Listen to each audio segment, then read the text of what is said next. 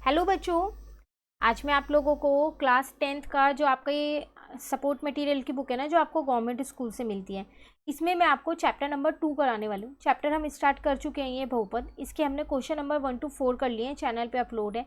ये आपके पास session 2022 to 23 की बुक है, तो एक तरीके से लेटेस्ट वाली ही बुक है ये, ठीक है। तो चैप्टर में जैसे मैंने बोला हम स्टार्ट कर चुके हैं। हमने क्वेश्चन नंबर 1 to 4 कंप्लीट कर लिए थे लास्ट क्लास में, वीडियो चैनल पे अपलोड है। आज हम चैप्टर नंबर क्वेश्चन नंबर 5 से स्टार्ट करेंगे। तो चलिए देखते हैं यहाँ पर क्वेश्चन नंबर 5। क्वेश्चन आपके पास यहाँ पर क्या है, कह रहे हैं यहाँ पर बहुपद, एक बहुपद दे रखा है, में क्या जोड़ें कि प्राप्त बहुपद का एक शुनांक 3 हो। देखो इसमें है कि इसमें क्या जोड़ें या क्या घटाएं। ये जो आपकी प्रश्नावली पहले 2.3 थी ना, उसमें था, तो ये आपके पास डिलीटेड में है, तो ये क्वेश्चन आपको नहीं करना है, ठीक है। नेक्स्ट करते हैं क्वेश्चन नंबर 6। कह रहे यदि अल्फा तथा बीटा बहुपद, फिर एक बहुपद दे रखा है, कि मूल हो तो 1/अल्फा प्लस 1/बीटा का मान बताना है। तो पहले मैं ये बहुपद ना यहाँ पर लिख लेती हूँ, x² प्लस x प्लस 1 है।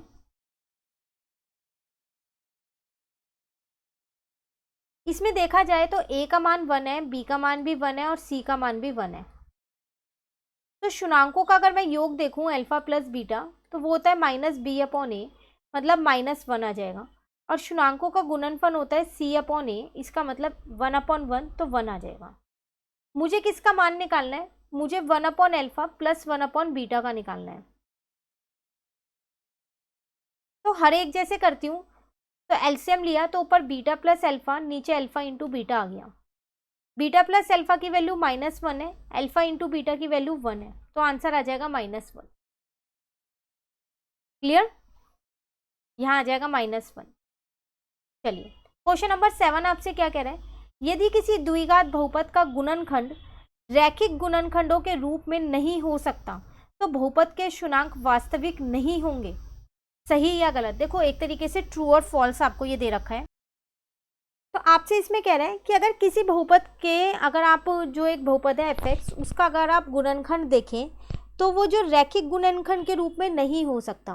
मतलब रैखिक मतलब जिसमें जिसकी जो चर का जो वो होती है ना, घात, वो 1 होती है, उस रूप में नहीं हो सकता, ठीक है। तो जो वो बहुपद है उसके शुनांक वास्तविक नहीं होंगे, बिल्कुल सही नहीं होंगे। देखो आपके पास एक चैप्टर नंबर 4 है, उसमें आपको बताया जाएगा, एक ये डी होता है यहाँ पर, जिसमें डी 0 से छोटा, 0 से बड़ा और 0 के बराबर होता है। तो वास्तविक जो शुनांक होते हैं वो डी जो है वो 0 के बराबर होगा तब होएगा। तो ये सारी चीज़ें आप उसमें पढ़ने वाले हो चैप्टर नंबर 4 में। फिलहाल के लिए आपको सिर्फ ये याद रखना है कि अगर आप एक द्विघात बहुपद का गुणनखंड रैखिक गुणनखंड के रूप में नहीं कर सकते हो, तो जो उसके बहुपद के शुनांक होते हैं, उसी द्विघात बहुपद के शुनांक, वो वास्तविक नहीं होते हैं, ठीक है। तो ये आपके पास सही, ये आपके पास सही है, गलत नहीं है, सही है। उसके बाद नेक्स्ट में आपसे क्या कह रहे हैं, यदि कोई द्विघात बहुपद किसी रैखिक बहुपद का वर्ग है, तो उसके शुनांक संपाती होंगे। कह रहा है अब यहाँ पर कि एक द्विघात बहुपद है, उसके जो वो किसी रैखिक बहुपद का वर्ग है, ठीक है, तो क्या उसके शुनांक एक जैसे होंगे? तो जो द्विघात बहुपद है, मान लो मैंने उसको मान लिया कि वो क्या है, आपके पास कह रहा है रैखिक बहुपद, वो x था, उसका वर्ग है, x² है, तो क्या एक दूसरे संपाती मतलब एक जैसे होंगे उसके शुनांक? बिल्कुल हो सकते हैं। अगर मैं ये ग्राफ यहाँ बना लूँ, रैखिक बहुपद का ग्राफ बना दिया, तो मैंने यहाँ पर ये उसका शुनांक आ रहा है, तो ऐसा भी तो हो सकता है कि द्विघात बहुपद के दोनों शुनांक एक जैसे हो। मान लो यहाँ पर 1 है, तो दोनों शुनांक 1 और 1 हो, संपाती होंगे नहीं होंगे, है ना। तो इसका मतलब ये भी हमारे पास सही है। क्लियर? उसके बाद नेक्स्ट क्वेश्चन नंबर 9। अगेन आपके पास डिलीटेड सिलेबस में ये क्वेश्चन नहीं करना, क्योंकि यहाँ पर ये जो है द्विघात बहुपद से रिलेटेड नहीं है, ठीक है। ये प्रश्नावली 2.3 का ही है, तो ये नहीं करना। अब क्वेश्चन नंबर 10 में आपसे क्या कह रहा है, द्विघात बहुपद, फिर एक द्विघात बहुपद दे रखा है, यहाँ पर ये 3 ये 2 आएगा यहाँ, ठीक है। कह रहा है ए जो है वो 0 के बराबर नहीं है, क्योंकि अगर ए 0 के बराबर हो गया तो ये द्विघात बहुपद ही नहीं कहलाएगा, है ना, फिर ये रैखिक बहुपद बन जाएगा, इसलिए वो लिख के दिया उन्होंने। तो संकलन ग्राफ द्वारा निरूपित किया गया, तो ए क्या होगा? देखो यहाँ एक ग्राफ बना रखा है, कह रहा है इसमें ए क्या होगा, ये बताओ।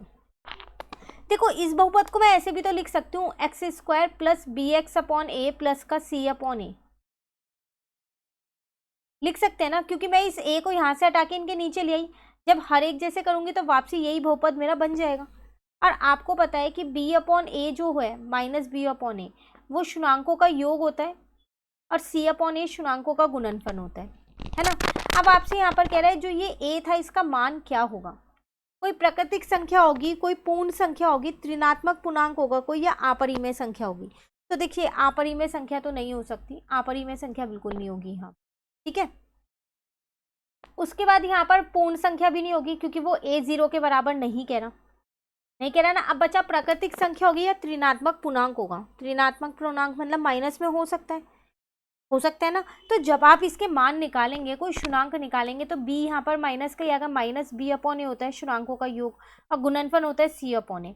तो जब आप ये बहुपद देखेंगे और इस ग्राफ को अगर आप देखें तो ये नीचे की साइड जा रहा है ना, नीचे की साइड। ऊपर की साइड ऐसा होता है, नीचे की साइड है ये, तो इसका मतलब इसका आंसर होगा ऋणात्मक पूर्णांक, क्योंकि जो प्राकृतिक संख्या है उसमें सारे प्लस वाले नंबर आते हैं, माइनस वाले नंबर उसके अंदर नहीं आते हैं, है ना, तो इसलिए वो भी नहीं होगा। तो ये हमारे पास ऋणात्मक पूर्णांक। क्लियर हुआ। ये था आपके पास कौन सा, क्वेश्चन नंबर 10।